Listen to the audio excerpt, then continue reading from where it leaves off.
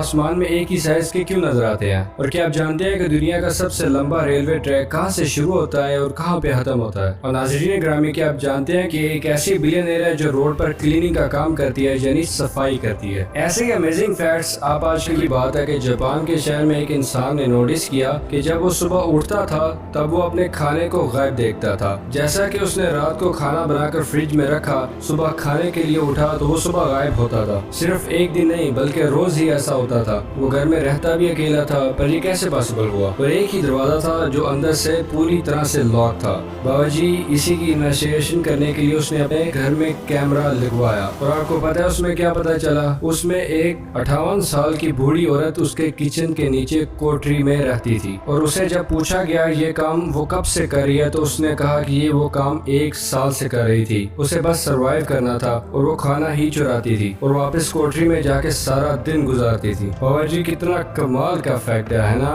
Fact number 2، sugar رے Robinson ایک بہت ہی فیمس یعنی مشہور باکسر تھے۔ انہوں نے ایک بہت بڑے باکسنگ کمپٹیشن میں حصہ لیا، پر جس دن فائٹ ہونی تھی اس دن صبح کے وقت انہوں نے فائٹ کرنے سے منع کر دیا۔ ان سے جب پوچھا گیا انہوں نے فائٹ سے منع کیوں کیا، تب انہوں نے کہا کہ پچھلی رات مجھے خواب آیا تھا جس میں میں نے اسے جان سے مار دیا تھا۔ پر ان کے دوستوں نے کہا بابا جی باکسنگ کر لو، خواب تھوڑی میں سچ ہوتا ہے، خواب کو اتنا سیریسلی کیوں لے رہے ہو؟ کنوینس ہونے کے بعد انہوں نے خواب کو اگنور کر دیا اور فائٹ میں چلے گئے، اور آپ کو یقین نہیں ہوگا اس دن اسٹرانگ پنچ کی وجہ سے ان کے سامنے والا اوپوننٹ مارا گیا۔ فیکٹ نمبر 3، بابا جی 1961 میں بگ بنی نام کے کارٹون کریکٹر کے وائس اوور کرنے والے میل بلینک ایک کار ایکسیڈنٹ کی وجہ سے کوما میں چلے گئے تھے، اور اس کوما میں وہ کئی دن تک بے ہوش رہے، اور لوگوں کو لگنے لگا کہ وہ کوما سے کبھی واپس نہیں آئیں گے۔ پر بابا جی عجیب بات یہ ہوئی کہ جب ڈاکٹرز نے ان کے اصلی نام کے بدلے کارٹون کریکٹر والے نام سے کچھ سوال پوچھا تو وہ کوما میں ہی جواب دینے لگ پڑے تھے۔ وہ تبھی جواب دیتے جب انہوں نے بگز بنی والے نام سے بلایا جاتا، یعنی کارٹون کریکٹر والے نام سے بلایا جاتا، اور لکیلی وہ 3 ہفتوں تک کوما سے واپس آ گئے تھے۔ عجیب سا کیس تھا، ہے نا؟ فیکٹ نمبر 4، اس دنیا کا سب سے لمبا ریلوے ٹریک جو بنا کسی رکاوٹ کے پرتگال سے ویتنام تک ہے، یہ ایک 17,000 کلومیٹر لمبی ان انٹرپٹڈ ریل لائن ہے۔ مطلب اگر آپ ویتنام سے بیٹھے ہو اور پرتگال جا کے اترو گے تب آپ کو ٹرین میں بیٹھے بیٹھے 12 دن لگ جائیں گے۔ فیکٹ نمبر 5، ایک کنڈیشن ہے جسے کہتے ہیں میتھس اینگزائٹی، اور یہ شاید آپ میں سے بہت سارے اسٹوڈنٹس کو ہوگا۔ میتھس اینگزائٹی یہ نہیں کہ آپ کا دماغ کمزور ہے اور آپ میتھ میں ان گفٹڈ ہو، کیونکہ آپ مانتے ہو کہ آسمان میں ایک ہی سائز کے نظر آتے ہیں۔ مطلب کہ اگر چاند اتنا بڑا ہے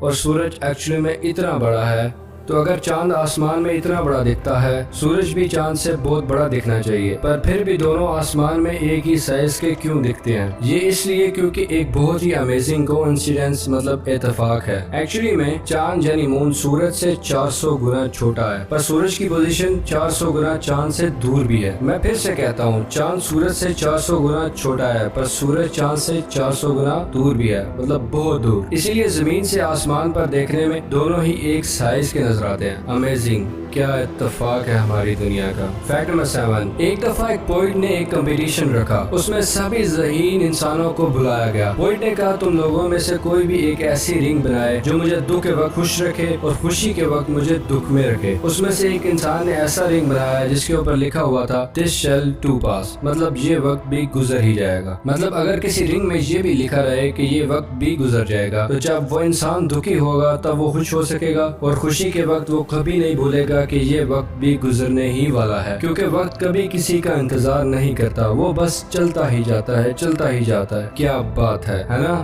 فیکٹ نمبر 8، امازون کمپنی کے ورکر ایک شفٹ میں تقریباً 18 کلومیٹر تک چلتے ہیں۔ وہ لوگ ہر 33 سیکنڈ میں ایک آرڈر کو پروسیس کرتے ہیں اور اس کو پیک کرتے ہیں، اور ایک ہی حال میں ادھر سے ادھر، ادھر سے ادھر کرتے ہی کرتے ڈسٹریبیوشن سینٹر میں وہ لوگ کم سے کم 18 کلومیٹر تک چلتے ہی رہتے ہیں ایک ہی شفٹ میں، جو کہ صبح 10 بجے سے شام 5 بجے تک ہی ہوتی ہے۔ فیکٹ نمبر 9، جوزف اسٹالن نام کا ایک پولیٹیشین تھا، وہ دنیا کے سخت اور پاورفل لوگوں میں سے ایک تھا۔ اس کے آس پاس کے لوگ اس سے اتنا ڈرتے تھے، ایک دفعہ ایسا ہوا کہ ان کی طبیعت بہت ہی زیادہ خراب ہو گئی، اور اس کے آس پاس کے گارڈز اور لوگوں نے کسی ڈاکٹر کو نہیں بلایا۔ 10 گھنٹے گزرنے کے بعد بھی کسی نے ڈاکٹر کو نہیں بلایا، اور اسی کی وجہ سے ان کی موت ہو گئی۔ آس پاس کے لوگ ڈرتے تھے کہ وہ کہیں ٹھیک نہ ہو جائیں اور پھر سے اپنی دادا گیری شروع نہ کر دیں۔ Fact number 10। बाबूजी, साल 2013 की बात है। एक आदमी था जिसका नाम रजोली। उसको उसके घर से ही उसकी बीवी के सामने ही उसे 2 किडनैपर्स ने किडनैप कर लिया। किडनैपर्स ने मास्क पहना हुआ था और हाथों में बंदूक थी। लकीली 2 दिन बाद ही वो वापस अपने घर आया और उन्हें कोई चोट भी नहीं पहुंची थी और वो अपनी वाइफ को बोले कि उन्हें कुछ याद नहीं उनके साथ क्या हुआ था। बहुत ही मिस्टीरियस केस लग रहा है ना। और बाद में इन्वेस्टिगेशन हुई और पता चला कि वो किडनैपर्स फेक थे, बंदूक भी फेक थी। वो किडनैपर्स और कोई नहीं बल्कि रजैलियो के दोस्त ही थे और ये ड्रामा सिर्फ उन्होंने इसलिए किया था ताकि वो बाहर जा सकें और अपने दोस्तों के साथ पार्टी कर सकें। और उसकी वाइफ पार्टी और ड्रिंक्स के बहुत खिलाफ थी, पर वो पार्टी बहुत ही ज्यादा पसंद करता था, इसलिए उसने ये सब किया। क्या इंसान है यार, सलूट है इसको। Fact number 11। मार्स पे जाने वाले क्यूरियोसिटी रोवर ने जब अपना 1 साल पूरा किया मार्स पे, तब उसने अपने सिस्टम के अंदर ही हैप्पी बर्थडे गाना बजाकर अपनी बर्थडे सेलिब्रेट की थी। वाह। Fact number 12। 53 साल की युजान नाम की एक बिलियनर यानी एक अरबपति औरत वहाँ के स्ट्रीट क्लीनर के तौर पर काम करती है। वो भी सिर्फ 12,000 महीने की तनख्वाह पे। ये इसलिए करती है कि वो अपने बच्चों को प्रूव करना चाहती है कि कोई काम बड़ा या छोटा नहीं होता। हजारों करोड़ों के होने के बाद भी वो ऐसा काम करती है ताकि वो एक अच्छा एग्जाम्पल सेट कर सके। Fact number 13। 1997 में अमेरिका में एक टीवी चैनल था जिसका नाम था द पपी चैनल और उसमें 24 घंटे खेलते छोटे छोटे कुत्तों को दिखाया जाता था। नाज़रीन ग्रामी, सोचिए एक ऐसा चैनल जिसमें कोई प्रोग्राम डिस्प्ले नहीं होता, पर सिर्फ पपीज की वीडियोस को दिखाया जाता है। पर बाबा जी,